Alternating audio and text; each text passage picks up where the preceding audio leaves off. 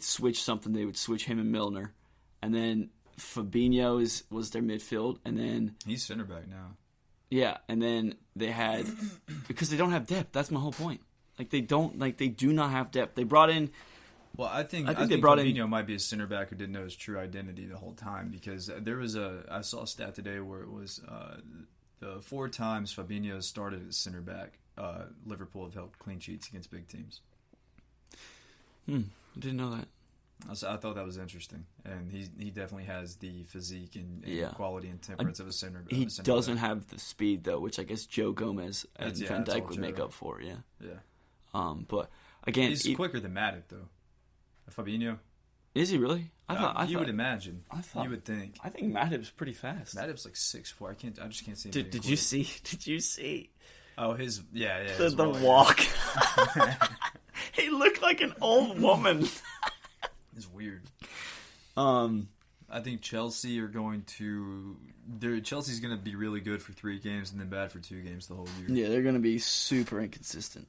Yeah. If they started their back line, they had to start Chilwell on the left, but their back line is always going to be like just the pits. Mm-hmm. And the fact that they put Petr Cech on their list of goalkeepers just says it all, in my opinion. And then if they started Conte at the 6 with Pulisic and Havertz at cams, and then they had Werner on the left, Ziyech on the right, and Tammy up top, that team will get you top 4 easily. Mm-hmm. I know Lampard has a thing with Mount. I think they're probably finger banging each other in the bathroom. Yeah. But Mount is not nearly as good as any of those players. And the same thing with England. How does Mount start over Grealish, Sancho? How does he start over any of those guys? I don't understand it. Because it's not like he's playing an 8 where that's his position that he's actually pretty good at. He's starting over on the wing. He's probably just coach. It's got nothing to do with his lack of talent compared to Grealish and whoever else. But I think out of that crop, he's the most coachable that's player. That's a fair point. Meaning, if you tell him to do this, he'll do it to a T. Yeah. Whether or not it works, I'll agree with that. But still, if you want fucking quality, dude, you can't I agree. I'm on the same page. I'm just trying to find a reason as to why he's starting over Jack Grealish. Yeah. Nobody starts over Jack Grealish. And here's my thing. Jack Grealish isn't a winger, but he decided that I gotta play here. And then he ended up, for the past 4 games, he's been one of the best wingers in the league. So, dude's just a ball player. I think the scrappers this year are Everton, Villa, Brighton, Leeds, Newcastle. And if you were to put them in tiers, I would put Everton and Villa in the top tier, Brighton and who's your team you said? Newcastle, Leeds. I would put Brighton and Leeds in the second tier, and then Newcastle in the bottom tier. I put Newcastle with both. The thing is, Newcastle's back line, I don't think is that great. I don't know anyone. I know they have that Lascelles guy. Lascelles. I think Newcastle's and I said this earlier. They're earlier in the year. They're by no means one of the better teams in the league. But they are one of the most balanced teams in the league, and they'll outwork you. Yeah. It's like the same thing with Leeds. Right, they'll outwork you. Yeah, and Leeds is a balanced team as well. Yeah. Like, I think balanced teams will go farther than a team who just has an OP up top 3. Yeah, because there's balance. Do you think? I think United, whenever they play with Fred and McTominay in the midfield, is way more balanced than when they have Pogba and Matic. I think the only reason why United went on a run, that good of a run when they came back from quarantine, was because just like the full quality and the rest that everyone had and everyone was able to go off. Because if you look near the end, it wasn't great. You know what I mean? Yeah. Well, and there's a reason it's not. You've got Matic, who plays as an anchor. Yeah. And then you've got Pogba, who's a deep line playmaker. And the thing is, he's constantly complaining about wanting to get forward. Right, but and that's in a double pivot. If you were going to play a triangle of Pogba and Bruno going forward, those two need to be the pistons going up and down. Yeah. However, the reason that McTominay and Fred work is because Fred is an agitator and McTominay is a ball winner. So you'll see Fred nipping at heels the entire game, And then and you'll see McTominay comes in, cleaning it yeah, up yeah. every time. That's Did why you they work see- so well together. Did you see that McTominay played against PSG's in the first half without a contact because Neymar, like he posted the picture, Neymar literally like clawed his eye. Yeah. That's insanity, and he got away with it. Yeah. I don't know how that happened. He's Brazilian. And he's Neymar. Yeah. Yeah. Other than that, I think Sheffield are going down, dude. They look so poor, so poor. West Sheffield's Brom. going down. West Brom's going down. West Fulham's Brom. going down. Fulham, yeah, they're the three going down. Southampton's been cleaning their shit up, but I don't know if it lasts. Danny Ings will keep them up like last year. Their defense has been keeping them in too. I think Vestergaard scored Dude, a goal. the thing is, watching that Chelsea game, He's Vestergaard- 6'5", and you've got Ward-Prowse. Yeah. That should be your only game. Vestergaard he made a run up the field, right? And when he ran up, Southampton lost the ball. And I was watching with my dad. I was like, Chelsea will score here. And you see him jogging back, not even sprinting back. Chelsea go up and score their third goal. And I was like, and then my dad was like, how'd you know that? I was like, because that's their center back. Like, why is he making a? It's literally what Maguire does. It was the exact same thing.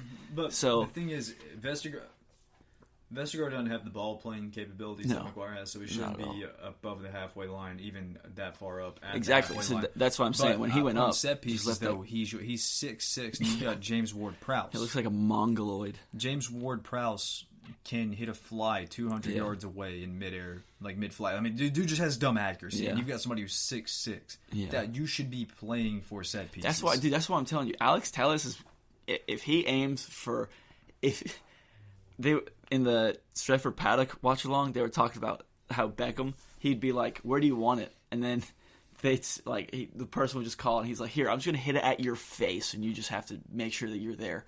Where before we had players who were like, "I'll hit it in that general area, and you got to do well." Well, I think Alex Telles has the ability to hit it because if you look at the corners that we took. Every single time he hit McTominay on the button. He's saying Every time. my man Tellez plays darts. You know what I'm Yes, saying? yes, Yeah. All right. yes. And that's what I'm saying. Him to Cavani, he's going to be like, here, Cavani, here, I'm going to put it on your forehead for you. Just head it in. That's hard not to miss that four. Exactly. Big ass head. So- I'm excited. I'm excited, dude. We definitely needed a striker like that to come in, though. 'Cause Igalo, it's all fun, and he's a great person, and he's a United fan, and he's like basically just a United fan playing, which is great. But if you want to win something, you can't have Igalo as your backup. You know what I mean? I mean, Watford got relegated with him, so This is what's going to hurt us when we put when Cavani comes in, is we're moving Martial outright. yeah. It's not going to be Rashford. No, it's I not know, going to be Rashford. I know. It should be Rashford, though. It should be. I agree, Yeah, but it's yeah. not going to be. Because all he's going to be like, well, you score so much from the left, and I'm Yeah. going to keep you there. Yeah. But Martial already scores enough from the left, and Rashford scored from the right yesterday. Yeah. So, I agree.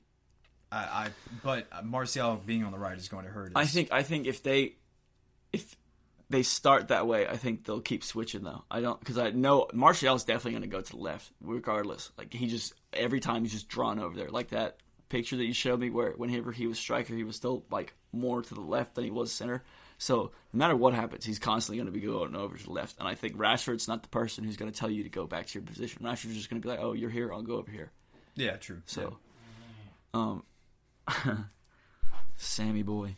But yeah, other than that, Wan-Bissaka gets goals on the field, pockets the two best attacking players in Europe probably, and then he has all these side hoes in his other pocket. I didn't watch the Chelsea-Sevilla game. Oh, you didn't need to. It was boring. It was 0-0, and there was... The first time, though, that they played all 6 of those players that they got this summer together, which was pretty interesting. Okay. But where were they playing at? Do you know? well, I mean, the 6 players like Mendy and Thiago Silva are in that 6. But I just kind of was watching in and out, and then it was like both of them were like, both teams were kind of like, we're gonna get out of this group because we both should beat these 2 teams both times that we played them. So I think that both of them were just kind of like, we'll just settle for this, and then we'll get 2 draws against each other, then win those games, and then we'll be through. It didn't seem keep like that attitude in the knockouts. Yeah, it didn't. I like that. It didn't seem like either team was really going for it. At the end of the game, I think it was like 89th minute, that Banega, the guy who was Sevilla's entire team in that run for the Europa last year when they won, all he would do is just cross it into the box, and then so it would be like a scramble, and then someone would hit it, and then it would go wide. That was basically Sevilla's entire attack. They don't have any link-up play or anything. It's pretty decent. But the last play of the game, it was a corner. They did it short. They passed it back to Banega, and then he chipped it over because Chelsea's whole team kind of shifted to him, so they left the whole right side of the box, the top of the box, open. And I can't remember who it was. He's got the frosted tips. I think he's kind of a winger. Ocampos? No, not Ocampos. I knew you were going to say that. It's the other guy who plays exactly like Ocampos. I can't remember his name. He's younger. But the ball came to him, and he hit a volley, and it was the sweetest volley I've ever seen. And it just went barely over the top. Santimina? Maybe. I'm not positive. I'll have to go back and look. Might be Santi. And then Spurs, dude, they just fall asleep.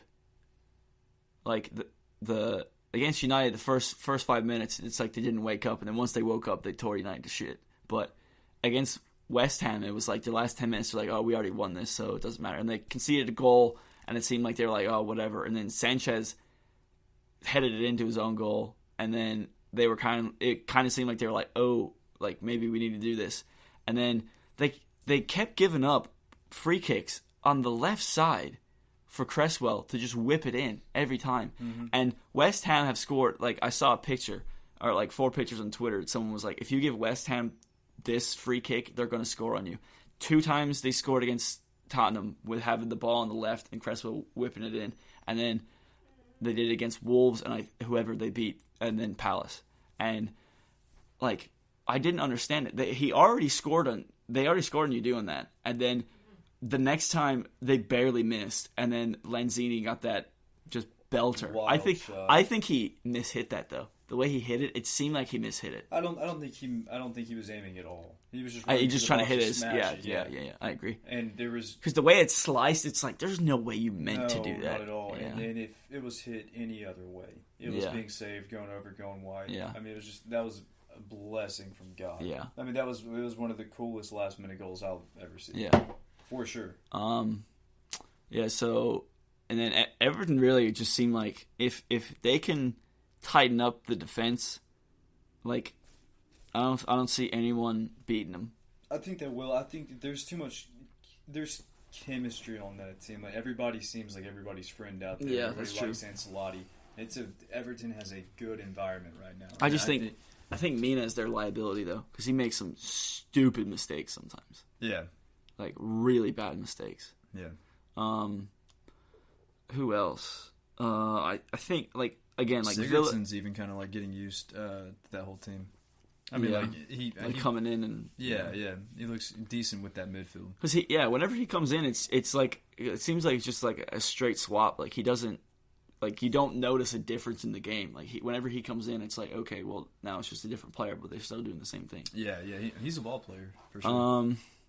Villa again, like Villa will do well, but I think them not having another center back that's as high quality as Mings is what's going to kill them. Especially if one of their back line gets injured, I think then they'll have a problem. Because I mean, it's like their back line is pretty solid, but Konsa, he's also a liability. And then if is Matty Cash playing on the left or the right? Right. If he gets injured and they have Trezeguet on the right again, like Gilbert. Is it Gilbert?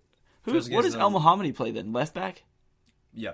Okay, well, if their left back, yeah, if their left back gets injured and El Mohammadi is their left back, they've got an issue. But Target's not all that good, but he's a decent fullback. Yeah. And then I don't see anyone else being that threatening. I mean, like you were saying, Wolves don't seem like they're the same team. That's all tactic. That's all That's entirely Nuno's fault. Because I mean, every player out there has. I saw Podence I mean, dribble everybody out against Leeds. The same thing with Neto. Like when Leeds' outlet to get forward was just giving them the ball and letting them run with it, and then they were just slowly coming up. Mm-hmm. They have a solid defense though with Connor Cody, Bali, and they had that new guy Kilman, who got man of the match. That's a pretty solid 3 to have. They've got good wing backs.